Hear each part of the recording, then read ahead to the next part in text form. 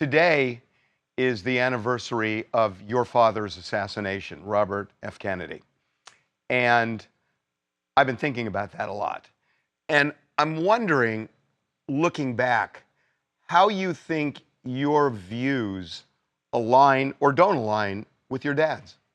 My view is that the issues that I believe in and the issues that I'm arguing about in this campaign against the war, about rebuilding the middle class, about protecting the Constitution and the First Amendment, about trying to achieve the American dream for every American, all of the issues that I feel strongly about are issues that my father also felt strongly about. I think my campaign is in many ways identical to his if you just went down the issues and checked the boxes.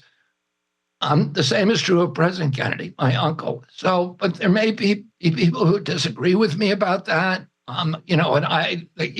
What Secretary Seward said when President Lincoln died, he said he belongs to the ages now. So I know people have different opinions about what my father and my uncle would have stood for, but I've spent a lifetime studying their records. And understanding them because it's part of my own understanding of myself. And I'm very comfortable with their values. I feel great admiration for both of them for what they tried to do for our country.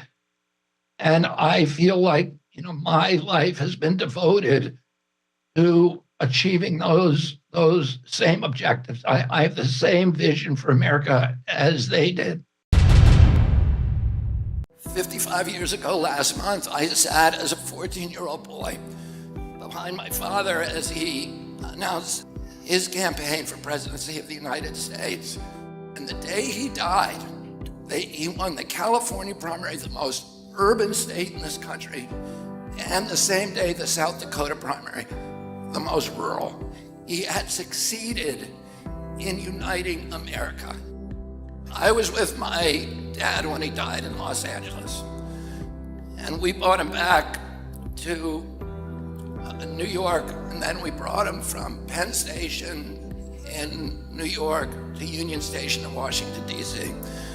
Normally that's a 2.5-hour train ride, and it took us 7.5 hours because there were 2 million people on the tracks.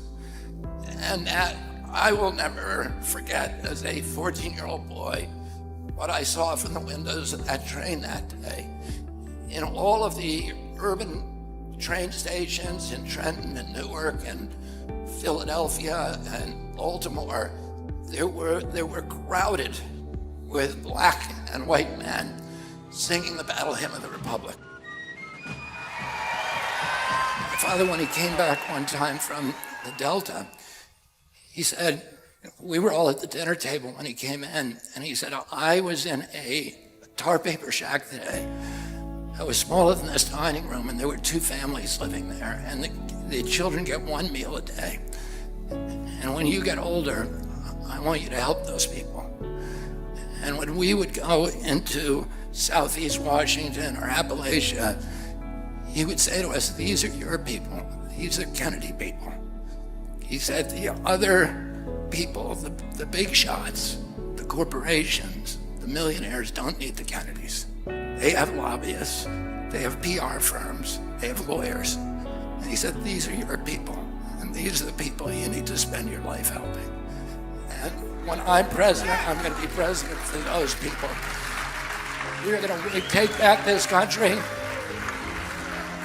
You give me a piece of ground and a sword, and I am going to take back this country with your help, the help of all the homeless Republicans and Democrats and independents who are Americans first.